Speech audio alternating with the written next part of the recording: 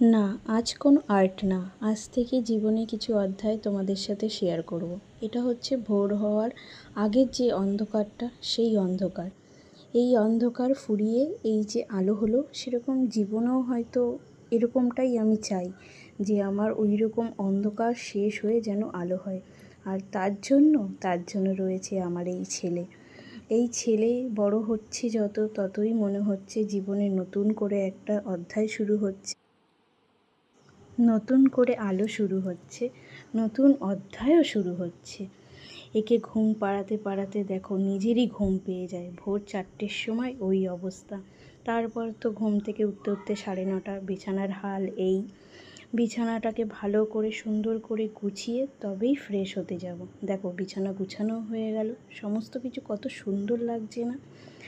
এই রকম গুছালো যদি সংসার থাকে তাহলে সবারই ভালো লাগে।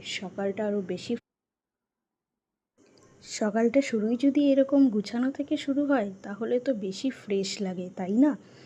আরও অনেক কিছু গল্প তোমাদের সাথে শেয়ার করব। বাইরের অবস্থাটা দেখো, ধোঁয়ায় ধোয়া। সব জঙ্গল পরিষ্কার করছি বলে এত ধোঁয়া। তারপরে তো চা আর বিস্কুট খেয়ে নিলাম। আর সারাদিনের গল্প আর না হয় অন্য দিন শেয়ার করব।